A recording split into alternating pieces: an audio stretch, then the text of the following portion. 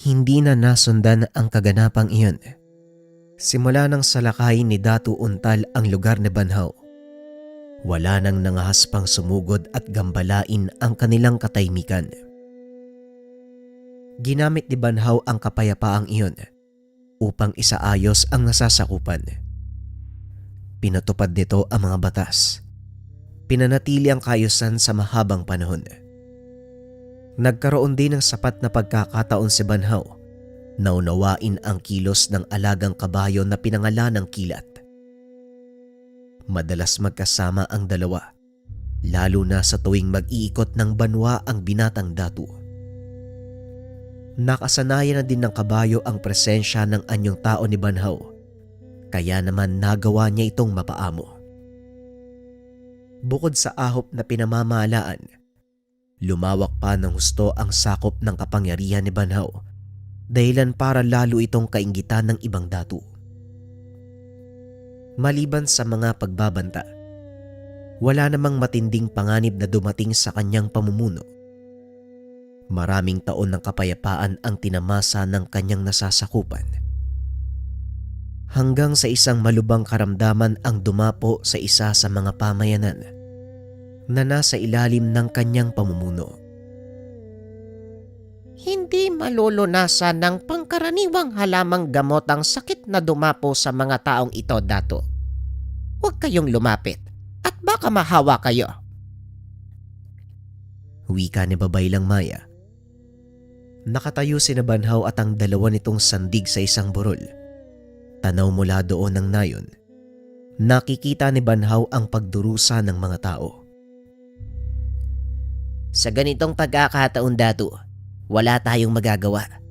Sadyang dumarating ang ganitong pagsubok. Wika ni Kalum.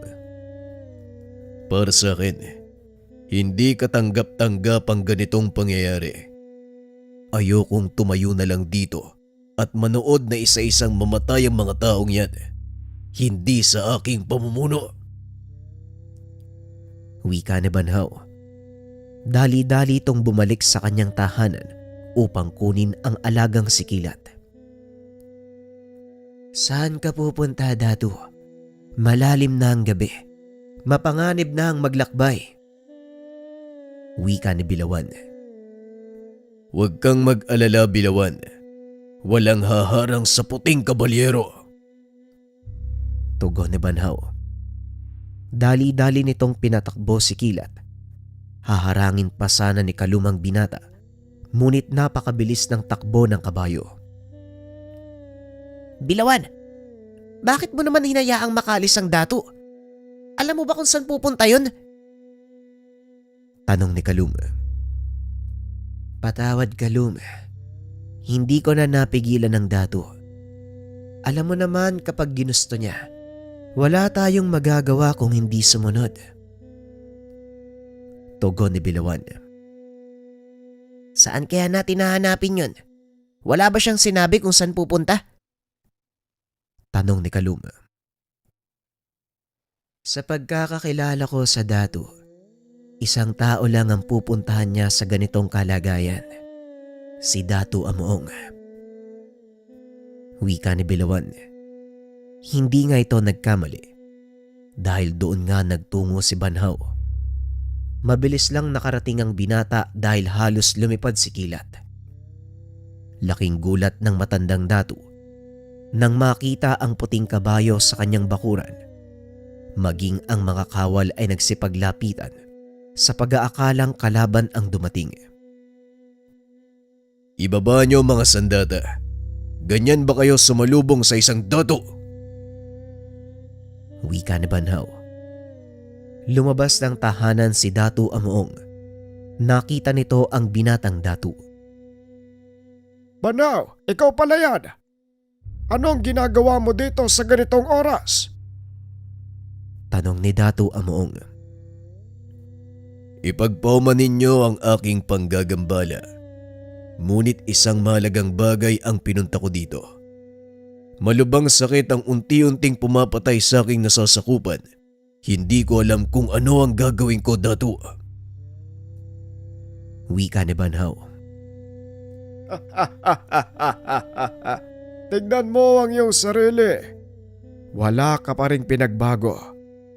Sa kabila ng kadakilaan mo bilang pinuno, para ka pa ring paslit na umuwi sa kanyang ama para magsumbong.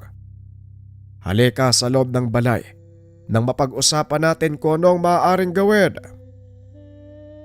Wika ng Datu. Pinaliwanag ni Banhaw ang nangyari.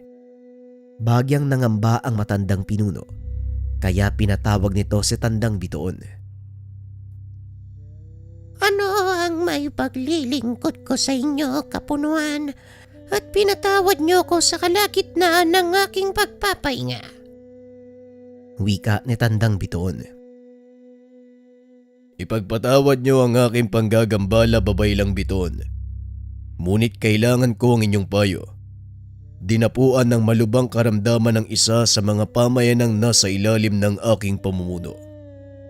Walang nagawa ang aking punong babaylan dahil ayon sa kanya, hindi ito pangkaraniwang sakit.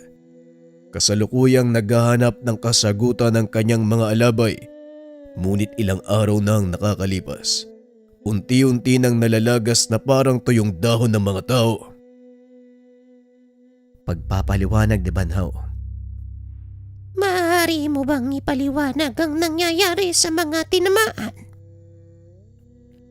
Tanong ni Tandang Bituon. Bigla na lang silang bumabagsak. Nawawalan ng malay. Sa sandaling gumising, nagmimistulang lantang gulay ang katawan. Hindi na rin sila nakakausap. Kaya hindi maipaliwanag kung ano ang nararamdaman ng mga taong yun. Tugon ni Banhaw. Kung gayon, kailangan nating puntahan ang sinasabi mong pamayanan. Mukhang hindi nga madaling matukoy ang ganyang uri ng sakit. Magpalipas ka ng gabi at bukas na bukas ay Hindi na naituloy ng matanda ang sasabihin dahil narinig nito ang malakas na halinghing ni Kilat sa labas ng tahanan. Kung iniisip niyong hindi tayo makakarating ng ligtas sa banwa, ako na ho ang bahala doon.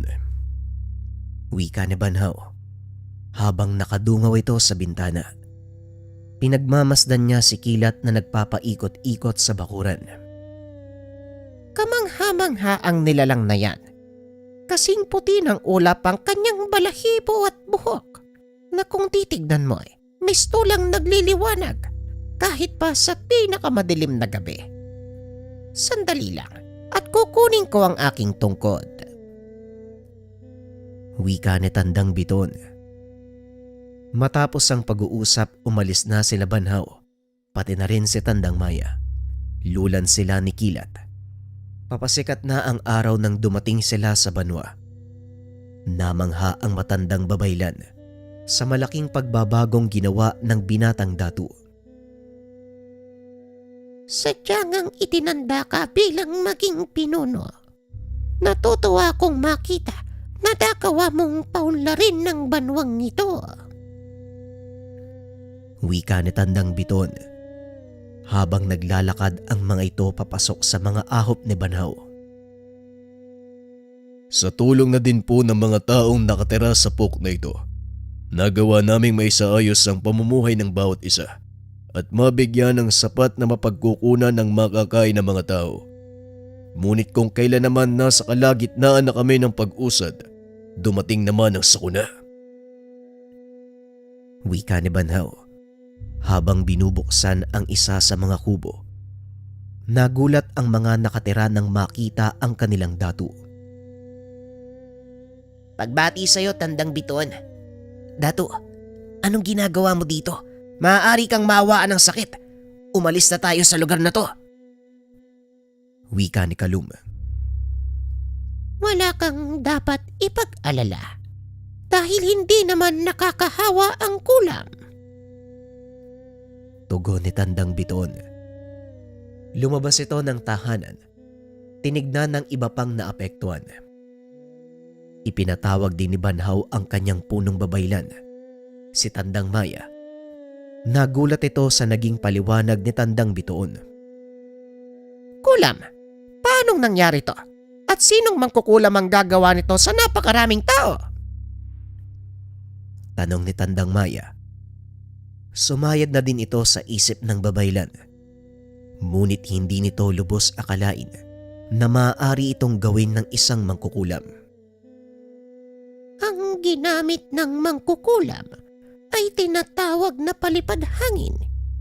Biyasang manggagaway lang ang may ganitong uri ng kakayahan. Isa lang ang aking kilala na makakagawa ng ganito. Walang iba kung hindi ang dating asawa ni Dato Amuong, si Dian Malak. Wika ni Tandang Biton. Naalala ni Banhaw ang biglaang pagkawala nito nung panahong itinalaga siya bilang isa sa mga sandig. Kung totoo man si Diang Malak ang may gawa nito, iisa lang ang pakay niya. Yun ay ang paghihiganti. Kaya ko siyang harapin sa isang labanan. Ngunit wala akong alam sa lihim na karunungan. Tandang Biton, bilang babaylan, malaki ang tiwala ko sa iyo kaya nagsusumamo ako. Hindi para sa akin, kung hindi para sa aking nasasakupan. Wika ni Banhaw. Hindi mo na kailangang magdalawang salita sa akin. Tignan mo ang mga taong nakapaligid sa iyo, Dato. Tinitingala ka nila. Kaya hindi ito ang oras upang magpakita ka ng kahinaan. Papailang Maya, tipunin mo ang mga alabay at ituturo ko sa inyo ang pamamaraan kung paanong lulunasan ang sakit na gawa ng palipad hangin. Wika ni Tandang Biton. Buong araw na nagpulong ang mga babaylan. Kinagabihan, nang matiyak na handa na ang lahat, sinimula ng mga ito ang isang ritual ng pag-aalay. Ano kaya ang susunod na mangyayari, Dato? Tanong ni Kalum. Aminin ko sa iyo, Kalum. Ito ang isa sa mga kinakatakutan ko. Ang humarap sa isang sagupan na hindi mo nakikita ang kalaban. Mistula tayong sumusuntok sa hangin. Wika ni Dato Banhaw. Hindi mangangahas na kumilos si Dian Malak kung wala siyang sapat na puwersa. Maaaring meron siyang kasapi na maaari niyang gamitin upang simulan ang kanyang binabalak. Wika ni Bilawan. Yon ang nais kong matuklasan, Bilawan. Manatili kayong alerto. Tugon ni Banhaw. Bakit hindi ka muna magpahinga, Dato? Buong araw ka nang walang tulog. Maya-maya niyan ikaw pa yung magkasakit eh. Mahirap pa naman alagaan ng kagaya mong matigas ang ulo. Wika ni Kalum. Hindi ito ang panahon para magpahinga, Kalum. May kailangan tayong tapusin. Hindi ako titigil hanggat hindi ko nalulutas ang problema. Pag-uusap ng tatlo. Matyagang nag-antay si Banhaw hanggang sa matapos ang ginagawa ng mga babaylan. Kinagabihan, habang nakikipag-usap sa kanyang mga sandig, ipinatawag ng mga babaylan si Banhaw. Dali-daling lumabas ang binata. Sinalubong naman ito ni Babaylang Maya. Nagawa na naming kalasin ng sumpang ibinigay ng isang malakas na manggagaway. Natunto na ni Tandang Bitoon ang kinaroroonan nito, kaya ihanda mong mga mandirigma. Wika ni Babaylang Maya. Salamat, Babaylang Maya. Maaari ko bang makausap si Tandang Bitoon? Wika ni Banhaw. Pumayag naman ang babaylan. Tumuloy si Banhaw sa kubo. Naupo sa harapan ng nagpapahingang matanda. Halata sa mukha nito ang matinding pagod. Patawad po, Tandang Bitoon. Hindi na kayo dapat nagpapagod sa mga ganitong uri ng gawain. Ngunit malaki ang pagpapasalamat ko. Kung hindi dahil sa iyong kakayahan, hindi malulunasan ang ating suliranin. Wika ni Banhaw. Wala kang dapat ingin ng tawad, Dato. isa kong babaylan. Tumutulong ako sa kahit sino mang nangangailangan. Wala kang dapat alalahanin sapagkat pisikal na katawan ko lang ang napapagod. Hindi ang aking kalagat kakayahan. Ngayong ianda mo ang iyong mga kawal. Dahil sa mga sandaling ito, marahil naghahanda na rin ng mga kalaban. Wika ni Tandang Biton. Masusunod, babaylang Biton. Maiwan ko na kayo. Magtatalaga ako na magbabantay sa inyo. Wika ni Banhaw. Dali-dali itong lumabas ng kubo. Pinuntahan ang dalawang sandig na noon ay pinupulong ang kanilang mga mandirigma. Anong susunod nating gagawin, Datu? Tanong ni Kalum. Papasugod na ang mga kalaban. Hindi ko hahayaan na makarating pa sila sa banwa. Sino ang tinutukoy mo, Datu? Malaki ang posibilidad na si Dian Malak ang may gawa nito. At may mga kasapi siyang mandirigma. Hindi basta-basta ang kakayahan ng babaeng yun. Kaya hindi natin maaaring ibuwis ang buhay ng mga mandirigma. Hindi ko rin kayo pipilitin, Kalum. Nasa inyo ang pagpapasya kung sasamahan niyo ko o hindi. Wika ni Banhaw. Kalokohan ang sinasabi mo, Datu. Nanumpa kaming maglilingkod sa'yo kahit buhay pa namin ang kapalit. Wika ni Bilawan. Kung gayon, tayo na. Sabihan ng mga mandirigmang bantayan ng banwa, lalo na ang kubong kinaroroonan ng mga babaylan. Pag-uusap ng tatlo. Maya-maya ay dumating si Tandang Biton. Meron siyang dalang itim na tela. Ang putong na ito ay pagmamay-ari ni Tato Among. Ipinapabigay niya ito sa iyo.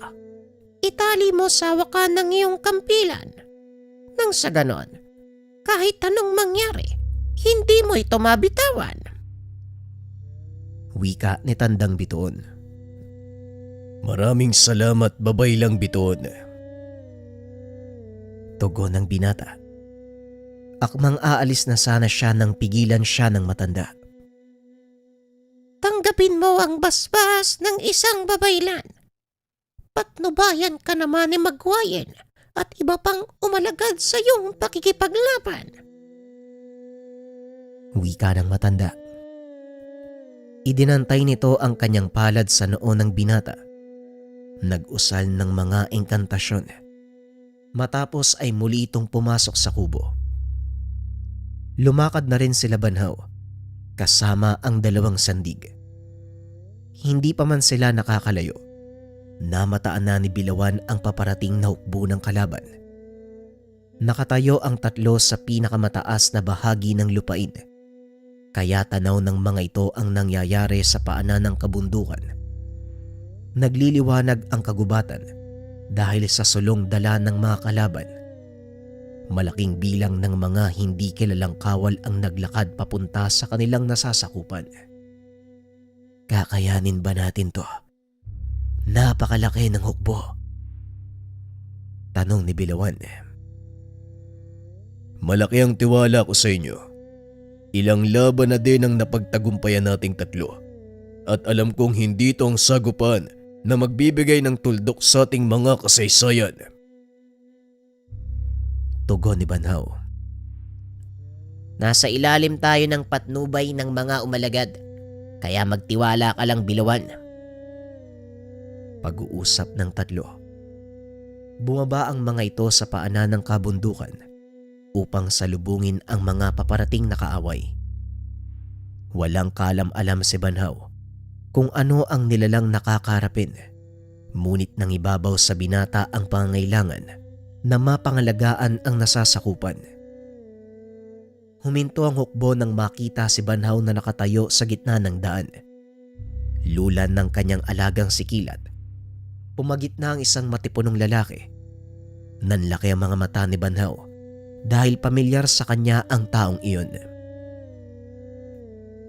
Sa wakas at nagkita tayong muli. Ang totoo, hindi ko inaasahang makakaligtas ako sa ginawa mo sa akin nung huli tayong nagkaharap.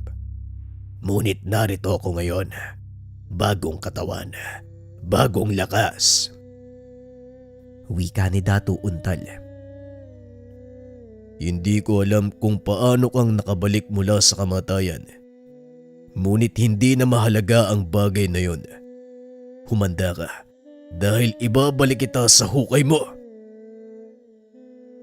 Tugon ni Banhaw. Ibabalik sa hukay. Hindi kaya ikaw ang paglamayan ng iyong banwa, Datu Banhaw? Muling wika ng kalabang Datu. Bumunot ng kampilan si Banhaw. Lumantad sa kalaban ang totoo niyang anyo. Ngayon titignan natin kung makakalampas kayo sa bahaging ito. Wika ni Banhaw. Maya-maya pa ay naglabasan na sina Kalum at Bilawan mula naman sa gilid ng daan. Anong magagawa niyong tatlo laban sa isang pulutong ng mga mangatang? Tignan natin kung kaya niyong tapatan ng aking bagong hukbo. Tugon ni Datu Untal. Nagbigay ito ng hudyat na sumugod. Nagsigawan ang mga kawal. Dali-daling tumakbo papunta sa kinaroroonan nila Banhaw. Pinatakbo ng binata ang alagang kabayo upang salubungin ang mga ito. Iwinasiwas ng binata ang hawak na kampilan. Ang bawat tamaan nito, humahagis palayo. Napatras naman si Datu Untal nang makita ang lakas ng binata. Bumaba sa kabayo si Banhaw. Naglakad papunta sa mga nag-aabang na kalaban. Nakasunod sa kanya ang 2 sandig. 2 kampilan ang hawak ni Bilawan sa magkabilang kamay. Samantalang si Kalum naman may hawak na sibat. Wala nang atrasan, Datu. Mamamatay kung mamamatay.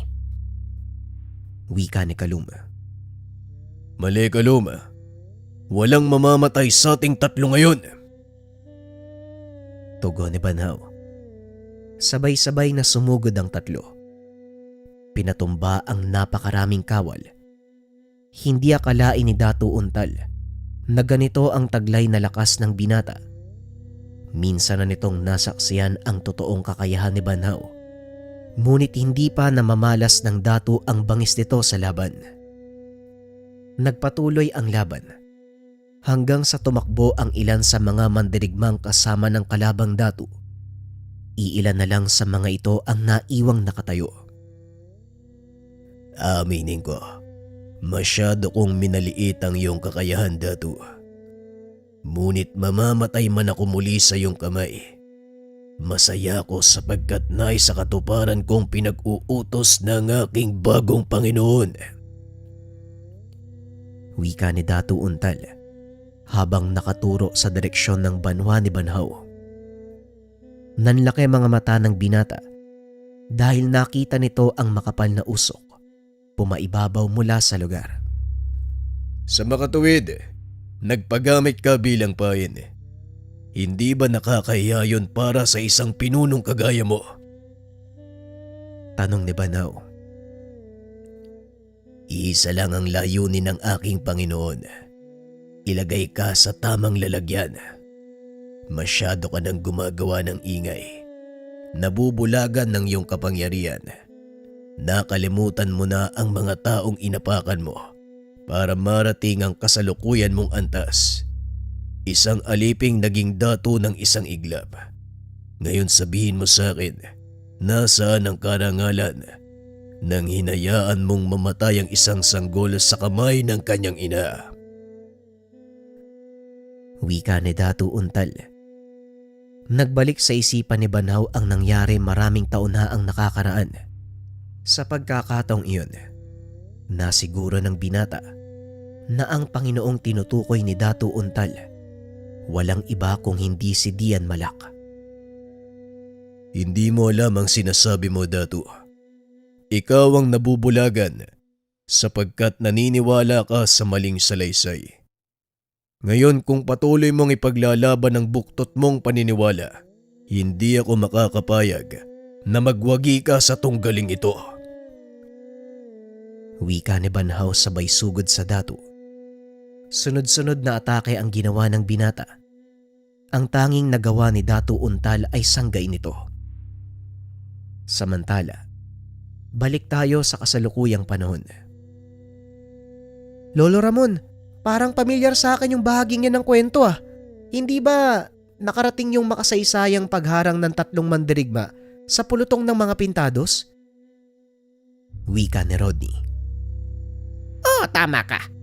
Ang mali lang sa paglagay nila sa kasaysayan, hindi nila inilagay ang totoong mga karakter.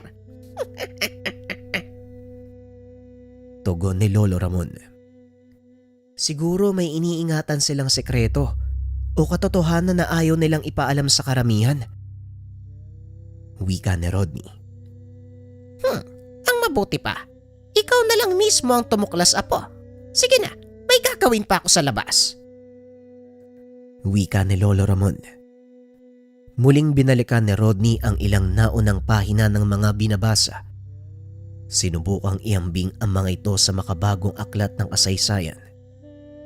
Kaso nga lang sadyang hindi makita ng binata ang mga hawak na tala ng Lolo Ramon. Balik tayo sa kwento.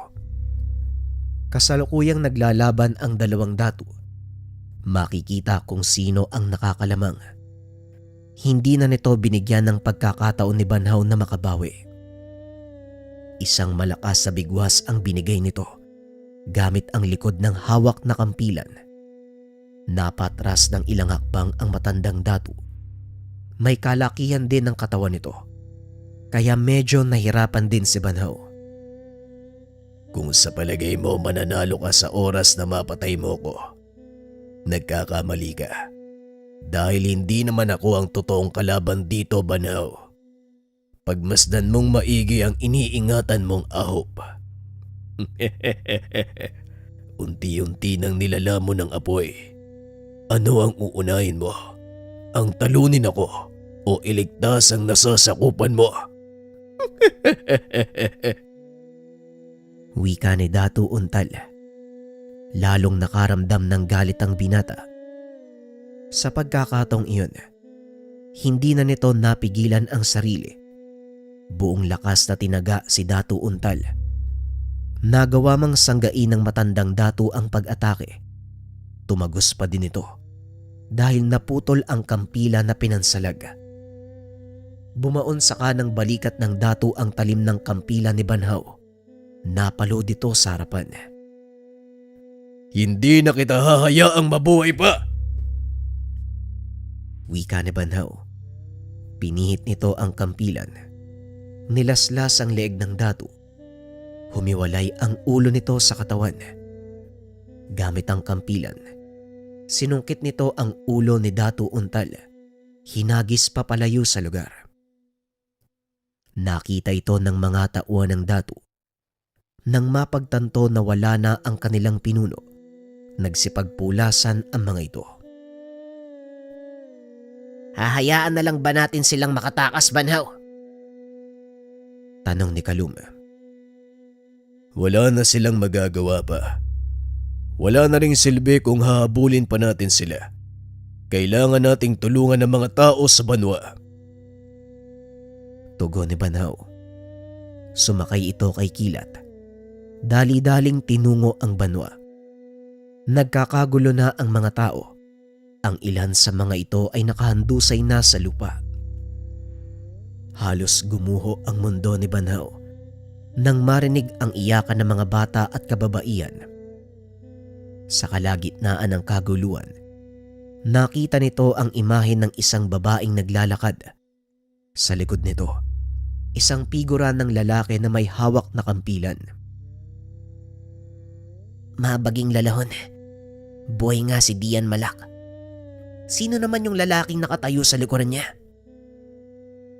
Tanong ni Kalum. Wala kong pakialam kahit sino ang makaharap ko ngayon. Sinira nila ang banwang binuo natin. Pagbabayaran nila ito ng mahal. Wika ni Banhaw. Ramdam ni Kalum ang matinding galit. Ngunit wala rin siyang magagawa dahil nauunawaan ng mandirigma ang nararamdaman ng binatang Datu. Alam ko ang nararamdaman mo, Datu. Nasa likod mo lang kami. Kahit ano pang labang pagdaanan mo, ikaw pa rin ang aming Datu. Tugon ni Kalum. Kaya ko nang harapin ang isang to. Kaya pakiusap, Kalum.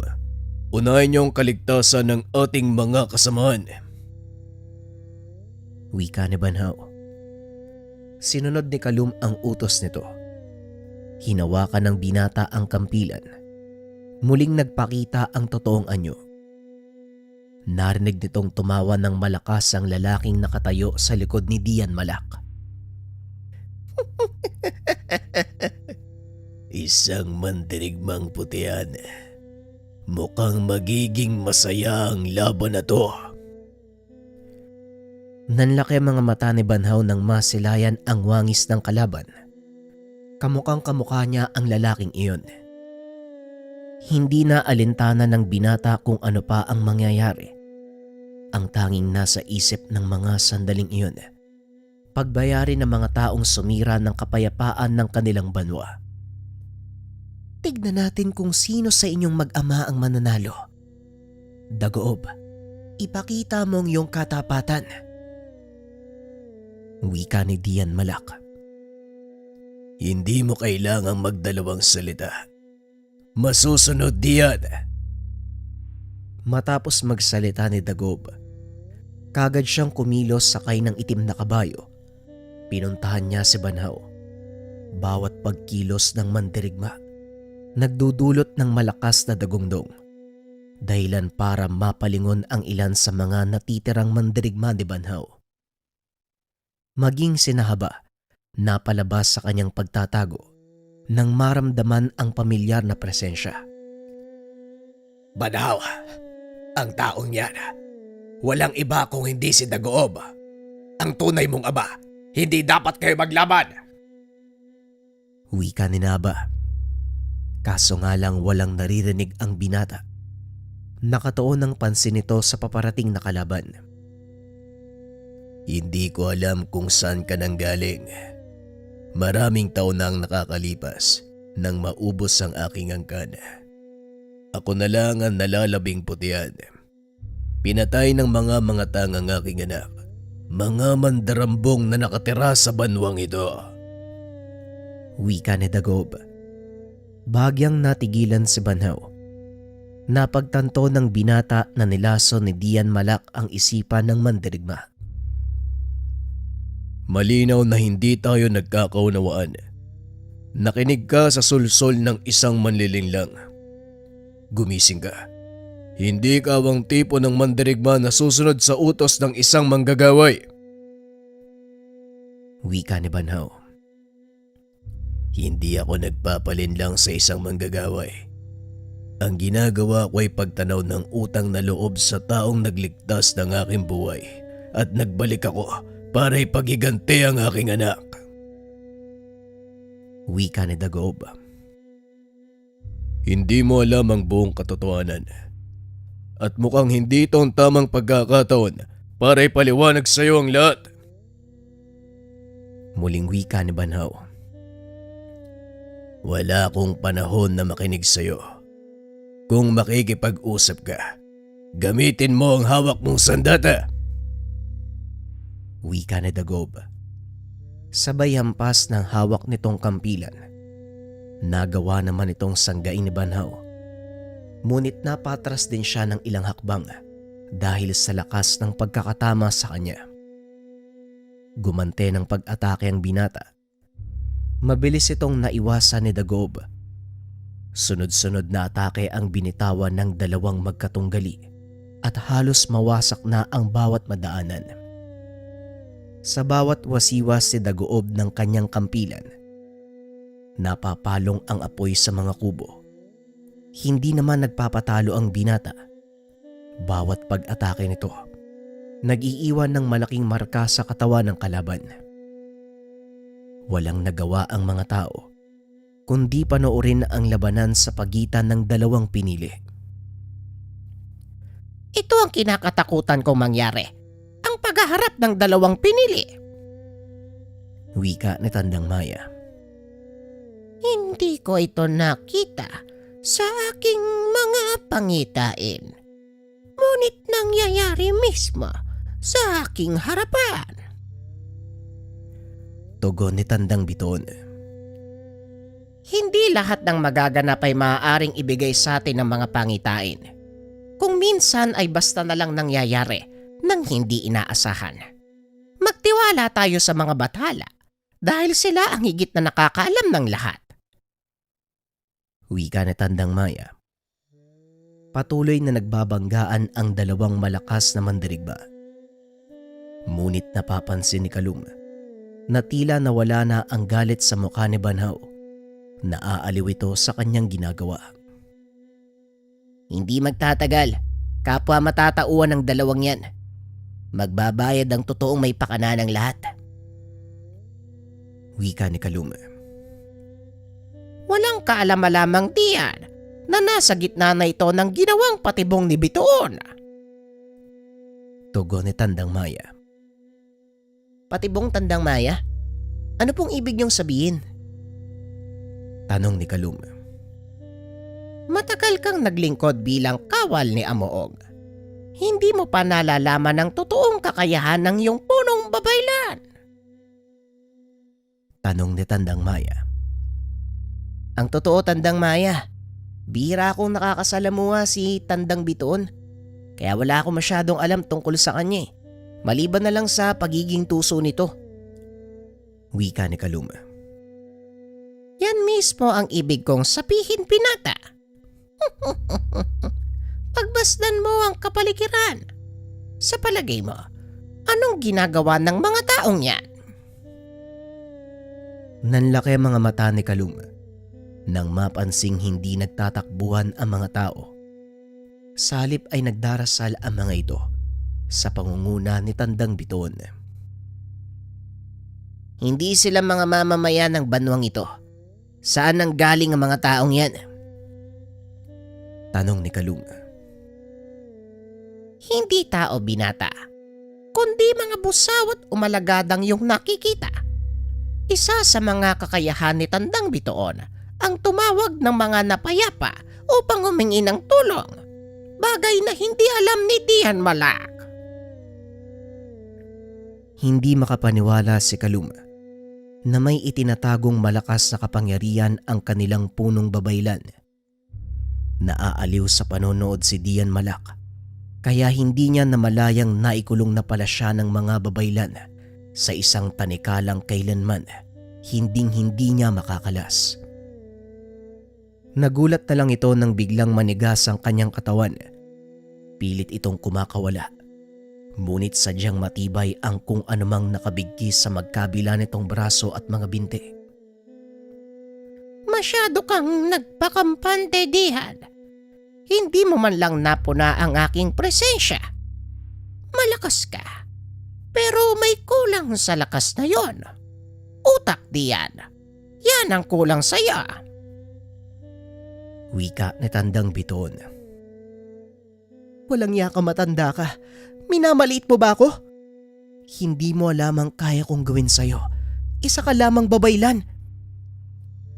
Tugon ng Dian. Oo, isa lang akong babaylan. Ngunit ang babaylang ito ang siyang tatapos sa kabuktutan mo. Itinaas ni Tandang Bituon ang kanyang tungkod. Unti-unting nilamon ng lupa si Dian Malak. Napapasigaw ito sa sobrang galit. Kaso nga lang wala na siyang magagawa. Lalo pat tuluyan na itong kinain ng lupa. Bigla namang napahinto si Daguob sa pakikipaglaban. Itinulak ito ni Banhaw. Tinutukan ng kampilan sa liig. Anong nangyari sa'yo? Bakit ka uminto? Huwag mo sabihing sumusuko ka na. Tanong ni Banhaw. Binitawan ni Daguob ang kanyang kampilan. Sinapo ang ulo na tila nagtataka kung ano ang nangyayari. Anong ginagawa ko sa lugar na ito? At bakit ako nakikipaglaban? Nagulat si Banhaw sa naging tanong ni Dagob. Anong ibig mong sabihin? Kanina lang, gustong gusto mo kong patayin. Wika ni Banhaw. Hindi ko alam ang pinagsasasabi mo. Sinong... Hindi na naituloy ni Dagob ang katanungan dahil nang mag-angat ito ng tingin. Nakita ng mandirigma ang wangis ng kanyang karap. Ano? Bakit ka nakatulala? Tanong ni Banhaw. Sino ka? At bakit magkawangis tayo? Hindi to maaari. Matagal na panahon na ang nakalipas. Simula nang malipol ang aking mga kalay. Tugon ni Dagob. Maniwala ko o hindi. Narito ako sa iyong harapan. Isang mandirigbang putian. Ngayon sabihin mo kung ano ang nangyari sa iyo. Bakit ka biglang tumigil sa pakikipaglaban? Muling tanong ni Banhaw. Hindi ko alam. Tila nawalan ako ng dahilang labanan ka. Bakit nga ba ako nakikipaglaban sa iyo? Wika ni Dagob. Ibinaba ni Banhaw ang kanyang sandata. Napagtanto na natatauhan na si Dagob. Maya-maya ay lumapit sa dalawa si Tandang Naba. Dagob, malabang hindi mo na ako nakikilala. Ako ito, ang dati mong kaibigan, si Naba. Ikaw si Naba. Paano ko makakalimutan na nag-iisa kong kaibigan? Napangiti si Tandang Naba nang marinig ang sinabi ni Dagob. Mabuti naman at natatandaan mo pa ako. Makinig kang mabuti sa mga sasabihin ko. Hindi namatay ang iyong anak. Iniwan siya sa amin ng iyong asawa. Maniwala ka o hindi, siya ang binatang kaharap mo ngayon. 20 taon na ang nakakaraan nang mangyari ang kalunos-lunos na sakuna. Sa ganong katagal na panahon, hindi na ako umasang babalik ka pa. Wika ni Tandang Naba. Habang si Dagob nakatitig lang sa binatang nakatayo sa kanyang harapan. Ang binatang ito, siya ang anak ko. Tanong ni Dagob habang nakaturo kay Banhaw. Oo, Dagob. Walang iba. Banhaw, siya ang tunay mong ama. Wika ni Naba. Alam ko, Butay. Matagal nyo na siyang ipinakilala sa akin. Simula pa bata ako. Wika ni Banhaw. Tuluyang binitawan ni Dagob ang kanyang sandata. Naglakad papalapit sa binata. Kakaiba talaga maglaro si Bathala. Hindi ko akalaing ibabalik niya ako sa buhay na ito para masilayan ang nag-iisa kong anak. Wika ni Dagob habang hawak-hawak sa magkabilang braso ang binata. Hindi may paliwanag ni Banhaw ang mararamdaman ng mga sandaling iyon. Nakatitig lang ito kay Dagob na tila ba pilit na inaalala ang itsura ng ama. Wala kang natatandaan dahil hindi ka pa ipinapanganak ng iyong ina nang mapadpad siya sa aming tahanan. Hindi mo na nakita ang wangis ng totoo mong magulang dahil maaga siyang kinuha ng mga batala. Wika ni Naba. Alam ko yun, pero ramdam ko sa taong ito na tila magkaugnay ang aming buhay. Tugon ni Banhaw. Lukso ng dugo ang tawag sa pakiramdam na yan. Ngunit hindi ito ang panahon para magpakiramdaman kayo. Tignan nyo ang gawing karagatan. May mga paparating na mga tag. Paglingon ni Banhaw, nakita nito ang pamilyar na sagisag na nakatatak sa layag ng mga paparating na karakoa.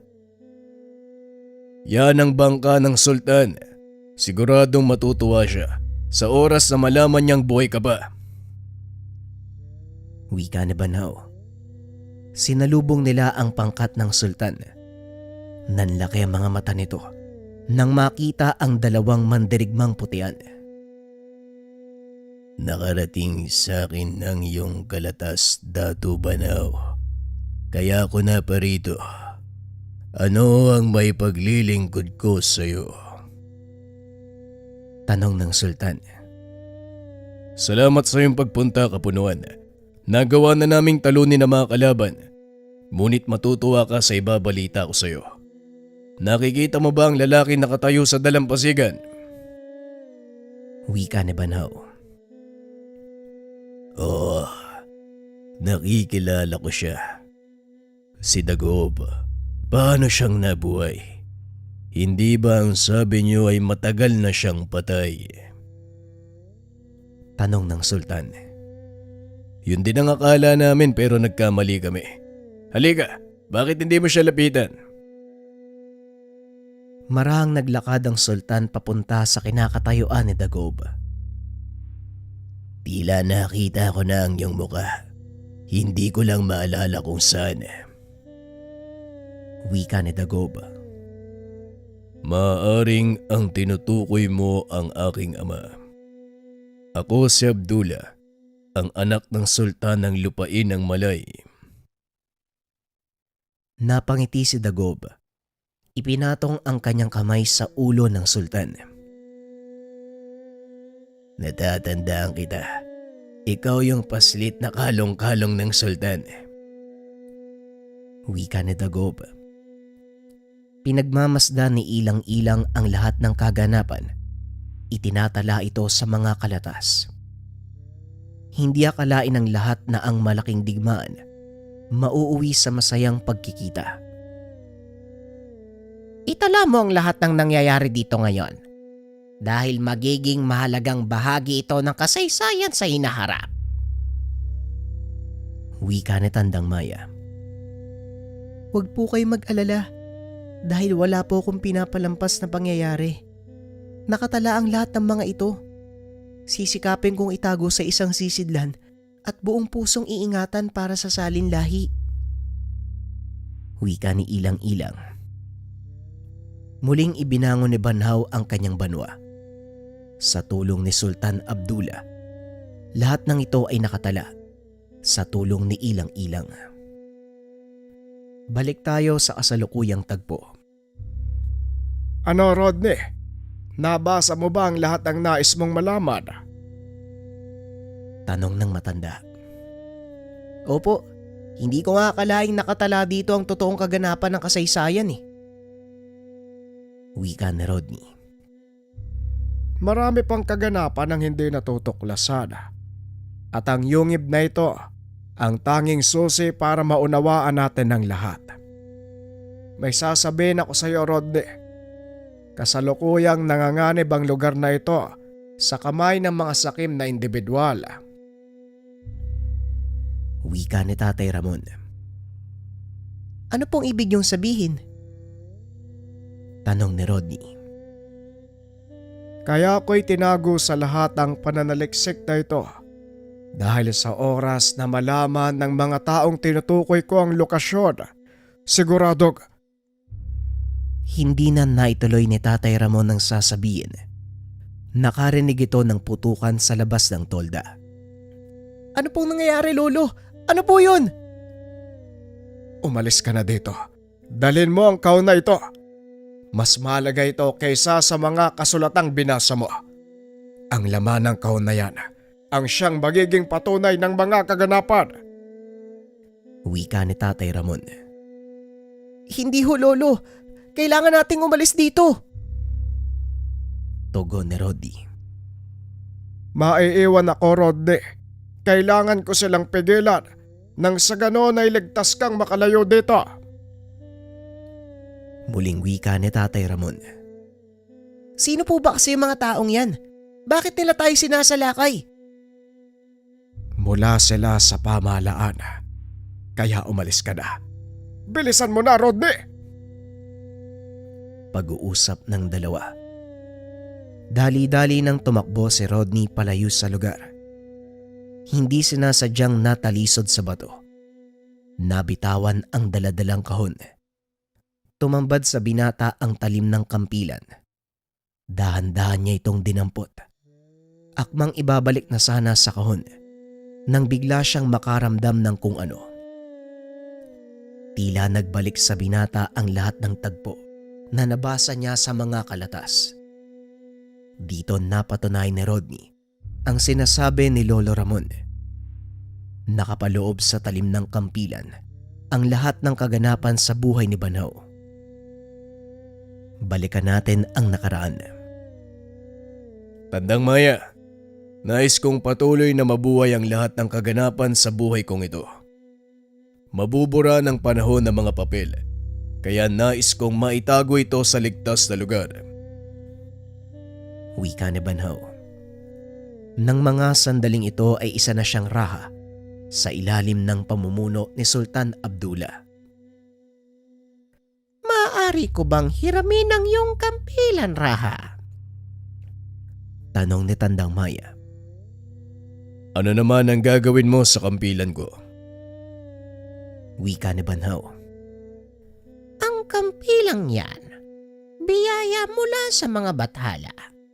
At gamit ang aking kakayahan sa paglilimbag, hayaan mong iukit ko ang kasaysayang ito sa talim ng kampilan.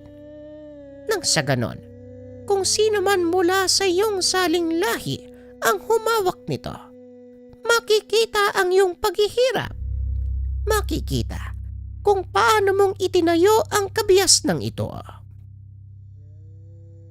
Ibinigay ng binata ang kampilan kay Tandang Maya. Ilang araw lang ay naibalik ito sa kanya. Nakasulat na sa talim ng sandata ang lahat ng kaganapan. Bakit niyo ho napili ang kampilang ito? Tanong ni Banhaw. Ang kampilan ay isang makapangyarihang sandata. Sa gisag ng kadakilaan ng isang pinuno, ginagamit upang ipagtanggol ang mga inaapi. Kalintulad din ito ang kaalaman. Lamang sa labanan ng isipan ang taong nakakaalam ng totoong kasaysayan. Pagpapaliwanag ni Tandang Maya. Simula ng araw na yun, itinabi ni Banhaw ang kampilan. Kailanman hindi niya na ito ginamit pa sa labanan. Sa pagdaan ng panahon, nagkasundo si Ilang-Ilang at Banhaw na mamuhay. Nagkaroon ng isang supling na lalaki. Tinuruan ng lahat ng nalalaman ang paslit hanggang sa tumungtong ito sa tamang gulang. Ilang taon nang lumipas, dumating ang mga dayuhang mananakop mula sa Ilaga. Tuluyang nalupig ng mga kanyon at sandatang pumuputok ang kanilang mga pana at sibat. Wala nang magagawa ang aking lakas sa labang ito. Ilang-Ilang, itakas mo ang ating anak kasama ng lahat ng mga tala ng pangyayari. Panatiliin mo itong ligtas. Wika ni Banhaw. Hindi, Raha. Sumama ka sa amin ng anak ko. Magkasama nating pangangalagaan ang kayamanang ito. Wika ni Ilang-Ilang. Huli na ang lahat para sa akin, Ilang-Ilang. Dito na ako mamamatay. Ngunit hindi ko hahayaan na malagutan ako ng hininga nang hindi nakakapatay ng mga kaaway. Sumakwel, itakas mo ang iyong ina. Wika ni Banhaw. Dali-dali namang sumunod ang binata. Tayo na po, ina. Umalis na tayo dito pakiusap. Sundin na lang natin ang sinabi ni ama. Wika ni Sumakwel. Lumayo ka sa lugar na ito, Sumakwel. Tahakin mo ang landas patungo sa silangan. Gamitin niyo ang karakowang iniwan ko sa kabilang bahagi ng pulong ito. Hayaan niyong dalhin kayo ng hangin sa ligtas na lugar. Sinunod ni Sumakwel ang utos ng kanyang ama. Hanggang sa mapadpad ang mga ito sa kapuluang nasa silangan ng bansa. Doon tinanggap sila ng mga naninirahan. Kalaunan ay nakapagtatag ng sariling pamayanan. Tinawag nitong Balangay. Sa paglipas ng panahon, humupa ang digmaan dulot ng mga mananakop. Napagtagumpayan ng isang datong mangatang ang laban kontra sa mananakop na Portuges sa kapuluan ng Mactan. Dito dumaong si Sumakwel. Nakilala ang dato ng pulo. Tinanggap sila ng buong puso at doon ibinahagi ng binata ang kasaysayan ng kanyang ama. Ilang taon din ang lumipas. Namayapa si Ilang-Ilang. Tanging si Sumakwel ang naiwan. Hindi nagtagal ay muling sumiklab ang digmaan dahil sa pang-aapi ng mga dayuhan. Sa pagkakataong iyon, wala nang pagpipilian si Sumakwel kung hindi lumaban. Itinago nito sa isang yungib ang mga tala ng kasaysayan ng kanyang ama. Sa kasamaang palad nasawi ang binatang Raha. Ngunit nagawa nitong ilagay sa ligtas na lugar ang mga tala.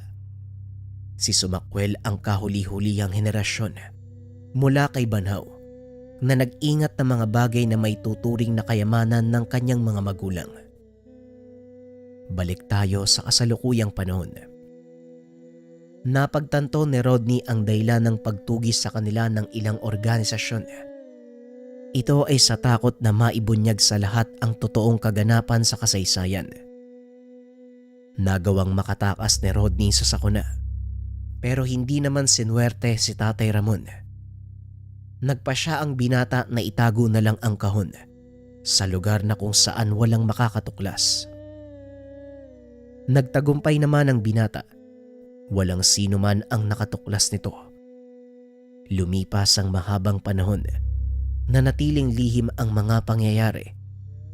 Huminto na din ang mga taong tumutugis sa kanila. Sa pag-aakalang nawala na ang mga tala ng kasaysayan kasama si Tatay Ramon. Ibinaling ng mga ito ang kanilang atensyon sa paghahanap ng ibang bagay na may kinalaman sa kasaysayan.